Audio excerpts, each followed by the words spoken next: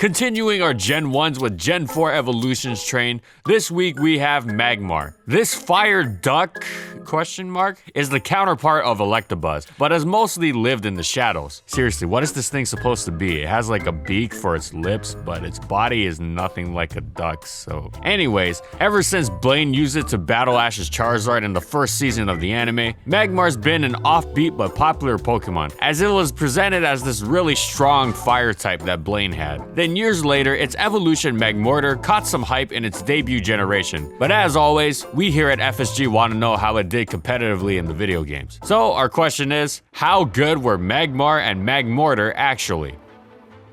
And in this video, we'll be going over these competitive formats. Magmar is unfortunately completely unviable in red, blue, and yellow overuse. Fire types have it rough since they're totally helpless against Chansey, who is on every team, and Starmie and Alakazam, who are on a high number of teams, and facing at least one if not both should be expected. Fire types don't resist anything besides grass, they can't switch into anything safely, and they barely do any damage. Now, Magmar is not specifically put upon in this regard, it's just part of a larger group that just doesn't work. In addition to this, specifically, its physical frailty isn't doing it any favors against Tauros, Snorlax, and Rhydon, while the only thing it can threaten with is a Fire Blast to burn them. Also, the one RBYOU Pokemon that it can actually beat one-on-one, which is Exeggutor, doesn't give it a free switch. So therefore, Magmar is in the pits of a volcano, I guess. It's decent and underused, but nothing to write home about. The die-hard Magmar fan might try to find some use for it in GSC overuse, but unfortunately, it just won't cut it. It's too frail, it's too weak, and it doesn't offer much of anything. In fact, it's hard-walled by so many Pokemon that it'll probably run into a bunch of things that it just can't get past. Plus, it's completely outclassed by Typhlosion of all things, and Typhlosion itself is not very viable and overused either. Thus, Magmar is pretty much never seen. Like ever. Now in underuse, it's quite decent. While the prominence of the Slow Twins and Hypno don't do it any favors, it's a fine choice, although again, it's unspectacular, and won't really scare anyone who runs into it unexpectedly.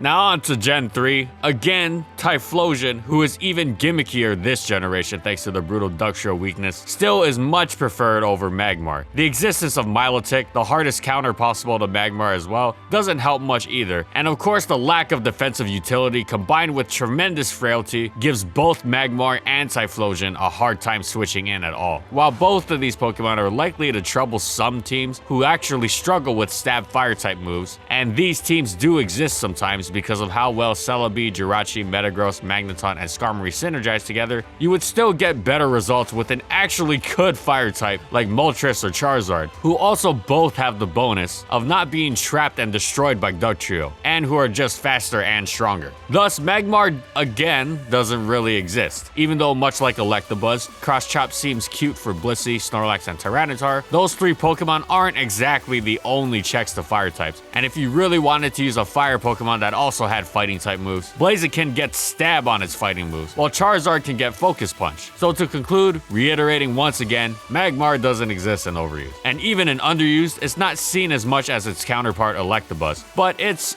okay. Unspectacular in every way, while thick fat Grumpig sits on it. But part of the beauty of advanced underuse is that it's a tier where nearly anything can work. So while it's been made to sound like it's mediocre, if one is intent on using Magmar, it'll probably be fine. Although don't expect it to be a world beater. And in Diamond and Pearl, Magmortar came into the generation as an exciting new evolution, but it didn't really stir anything up the way its counterpart Electivire did. A fire type with access to Thunderbolt for waters and Crosschop for Tyranitar and Blissey seemed awesome, but its pure fire typing, while still being great for offensive stab, did little else. With all of this combined with its absolutely minimal bulk, getting Magmortar on the field was a massive chore, and if opposing attacks wouldn't take it down, then Stealth Rocks would. Its comparatively low speed meant there were tons of viable Pokemon that could chase it out. Deciding between Hidden Power Grass and Ice was also a challenge, as it was the decision between fighting Swampert or fighting dragons, where being weak to either was awful. While Magmortar is admittedly capable of dishing out a great deal of damage to a great many teams, I mean, look at those hands, he ain't called Magmortar for nothing, its speed and Stealth Rock weakness hold it back. As far as overuse goes, Infernape is just better. Fighting Stab, Stealth Rock neutrality, and much faster. While Heatran's existence doesn't help Magmortar's case much either. But in underuse, while there was more fire-type competition, Magmortar actually found a niche. While Blaziken played like the Infernape of underused, Magmortar's Milotic beating speed, as well as Thunderbolt gave it an edge the Fire Chicken couldn't match. And while Magmortar never rose to the top of the metagame, it was a fine Pokemon to use. However, it did eventually end up in never use, where at least there it was part of a fierce triumvirate of fire types alongside Charizard and Typhlosion. Its lower speed made it less effective at checking the dangerous Jinx, but it certainly made up for it with sheer firepower. Pun intended. And even in never use, it wasn't a tier defining Pokemon, but it was still pretty great there. So there's that. Now on to the weather generation. Despite the sun being out, there was no chance in hell that Magmortar was ever going to impact overuse. And sadly, with the new underuse greatly resembling the previous generation's overuse that it so struggled in, it found itself in rarely used. And while it was never the most common of Pokemon, it did have a clearly defined niche in its ability to go absolutely nuclear on the rather bulky metagame, as almost nothing could safely switch into it. However, it was still a high maintenance Pokemon thanks to its frailty and Stealth Rock weakness, and also its bad defensive typing, meaning it contributed absolutely no utility to its team's backbone, except for its new ability Vital Spirit, which staved off sleep moves, which, much like Electivire, was especially useful against Lilligant, unless Lilligant was packing a Hidden Power Rock. But at least in rarely use, the rewards for using Magmortar though were potentially catastrophic, as the common grasses, steels, and even the popular waters such as Slowking, Quillfish, and Alomomola didn't want to go toe-to-toe with it. The advent of Volt Switch made it easier to get Magmortar in too, since it didn't have to predict, and grass types would often sponge the Volt Switch. It never scaled the usage stats, since as you may have guessed, such a Pokemon usually does not find its way onto consistently performing teams, as it can be quite a hit or miss, literally, thanks to Fire Blast and Cross Chop or Focus Blast accuracy, and also depending on how well its user can read his opponent's attempts to switch in around it. Also, Druddigon was everywhere by the end in rarely used, and that Pokemon didn't struggle too much with Magmortar. Although of course if it wasn't careful, Druddigon could directly switch into a Focus Blast and have less than stellar health remaining. So Magmortar has never been the sturdiest Pokemon, but it was an overall solid Pokemon that offered something unique in the charmingly balanced black and white rarely used metagame.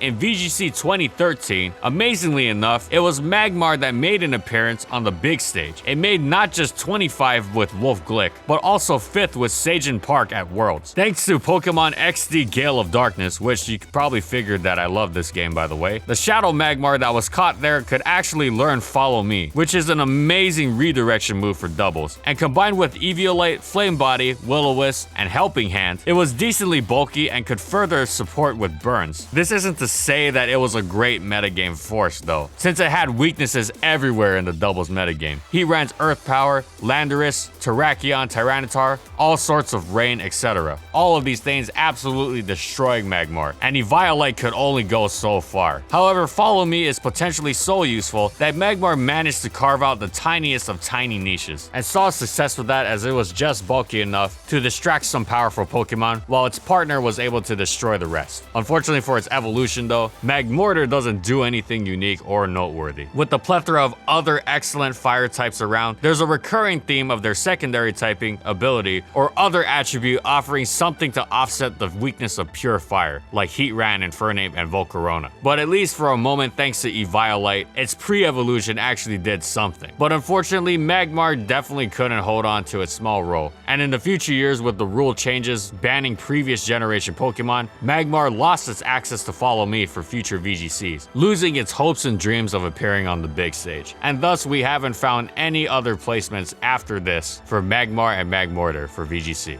The 6th generation gave Magmortar an interesting new toy, an assault vest. It only ever used attacking moves anyway, and this helped patch up a few of its weaknesses, while giving it some actual defensive utility. Not that this ever stood a chance in overuse, of course, and even underuse was far beyond the reach, but even rarely used was too much for it now, since knockoff was now everywhere, as well as megas. However, in never used, it combined the assault vest with vital spirit and achieved something never before thought possible: a defensively useful role, most notably handling Lilligant, Jinx, and Vileplume with aplomb, but also being able to deal with other notable threats such as Pyroar, Aurorus, and Gourgeist. The Stealth Rock weakness was nasty, of course, but with the newly buffed Defog, it was helped out significantly in this department, whereas before it had to rely on the limited and less reliable Rapid Spin. It wasn't an unbending wall and wasn't supposed to be used as such. However, for what it was supposed to do, it took hits just fine. The purpose of its defensiveness was so that it could safely dish out damage while providing its team with defensive utility, which is far closer to the ideal of a Pokemon than it had been in the past. It rarely needed assistance in the wall breaking department, so not having a boosting item was hardly a great loss to it. It even started to utilize the move it gained but couldn't make use of effectively in the previous generation, which was Flame Charge, to possibly even Sweep. Kind of amazing how a few seemingly benign changes can make it do things previously thought impossible. Now granted, it is still never used, and this niche it had didn't bend its surroundings to accommodate it for its presence, but this is leaps and bounds ahead of what other similar Pokemon have done when falling through the lower tiers later on.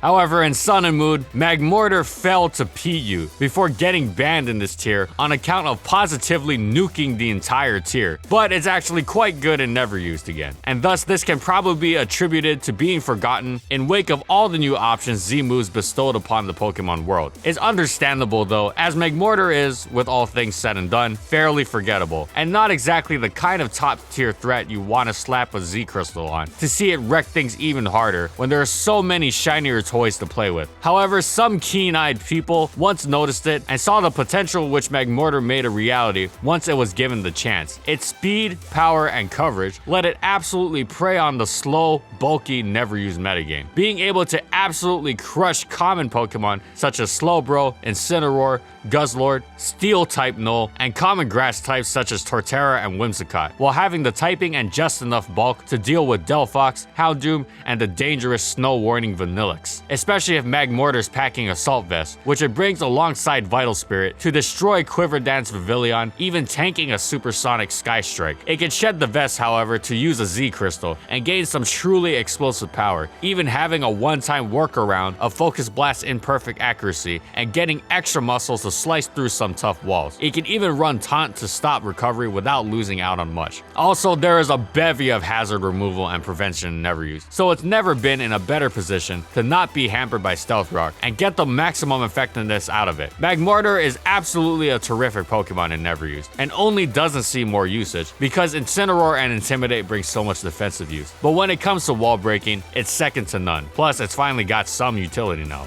And that's it. So how good were Magmar and Magmortar? Actually, unfortunately, they were not. Like ever. Pure fire types are rarely truly awful, but they also rarely succeed, and these two were shining examples of that. Granted, Magmar came out of nowhere and actually placed at VGC 2013, but that was a one-time thing. But in the lower tiers at least, Magmortar is actually quite good, which is a lot more than can be said for other Pokemon flailing around down there, like a certain other electric type. However, these two exist to remind avid Pokemoners of the notion that you can't just be fire, you have to have some substance. Luckily, Magmortar has found some, but it's unlikely that we see it in the higher tiers in the foreseeable future. Thanks for watching, everyone, and as always, if you liked the video and you want to see more, be sure to subscribe to False Swipe Gaming for more weekly Pokemon content, and of course, as I always say, comment on what Pokemon you want to see next. Also, thank you so much to our patrons for continued support of our videos, and thank you to everyone else watching as well.